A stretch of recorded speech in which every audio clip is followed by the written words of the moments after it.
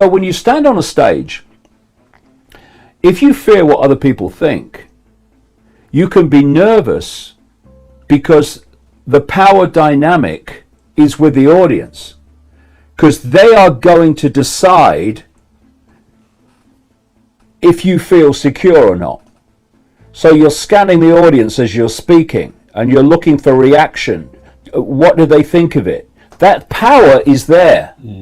Once you let go of the fear of what other people think, you can speak to 100 people or 1,000,000 people. It doesn't matter, because the dynamic has changed.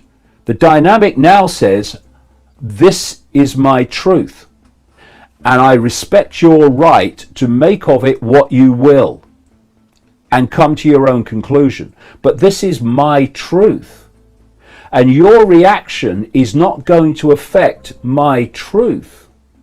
So however you react to what I'm saying, whether you like it, whether you laugh at it, or whether you condemn it, it doesn't matter to me, because it's my truth and I have a right to speak it. My truth and my security is not dependent on other people's reaction to me. That's their.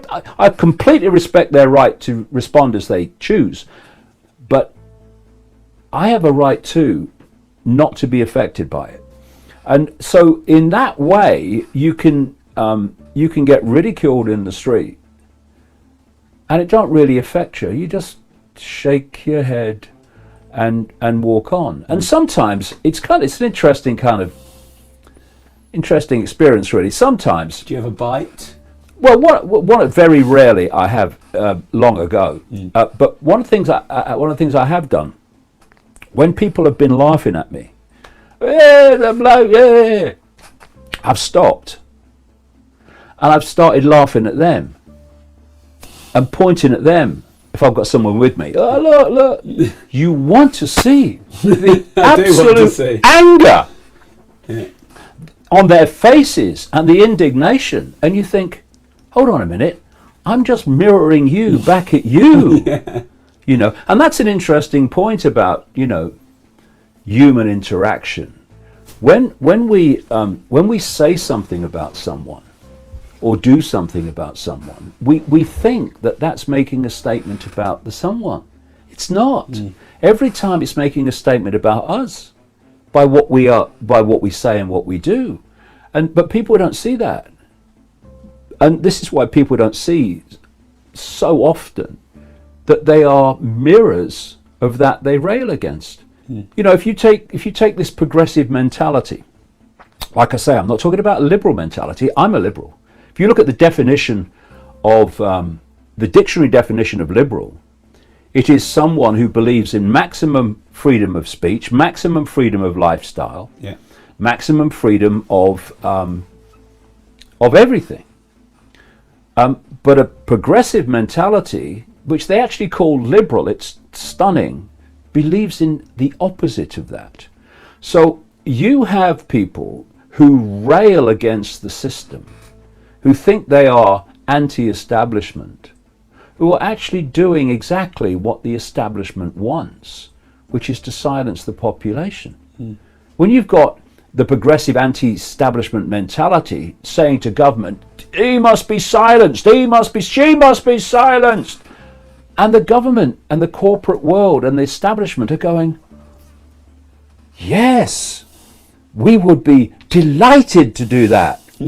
and so it's this mirror, this inversion where people perceive themselves in a certain way, but actually act in a way that's the very same as that they rail against. So they'll talk about fascist. We're anti-fascists. All right, you're anti-fascist, right? So what do you want to do? We want to silence these people. That's what fascists do. They can't see it. That's the problem. Well, first of all, if you have people around you who so disrespect your right to be you that they give you a hard time for being you, then what are you doing with them? There's loads of other people out there that will respect you. Go and find them. Don't surround yourself with people that don't respect your right to be you. I don't care if they're family. I don't care who they are. If they don't respect your right to be you, then what you're doing, interacting with them all the time, it's just going to make you depressed. It's going to make you frustrated. Walk away. And if they then come round, great. But if they don't, well, equally great. You know, it's like kids. I see this thing with parents.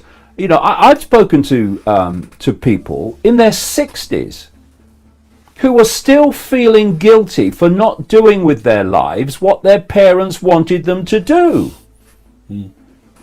Oh, you know, I wanted to go walking in India, but my mother wanted me to be a lawyer. I don't like the law, but, you know, I had to do it. Oh, no, you didn't have to do it. You know, if your mother wants to be a lawyer, she could go be a bloody lawyer. If you want to walk in India, go and walk in India. And if your mother, I don't care, all these stuff, oh, but I don't care. You will only express your true, unique self if you refuse to let anyone impact and suppress that expression of your true, unique self. And the number of people, the number of parents who, and I think this is child abuse, frankly, who want to live their lives through their children, who want to get kudos through their children. You know, I was in America once, and I saw this sticker at the back of a car. My daughter won this so-and-so degree in college. And I'm thinking, yeah, your bloody daughter did it, mate. You didn't bloody do it. What are you doing? Trying to get, you know, live through your children. Congratulate your children, yeah, but looking for the kudos? Oh, yeah, my son's going to Oxford. My daughter's going to Cambridge. Oh, really? You are a successful family. Her son wants to go walking in India. You know, her daughter wants to be a nurse. But they go to university because mother says so, father says so. The number of people, I mean, it's not even rare.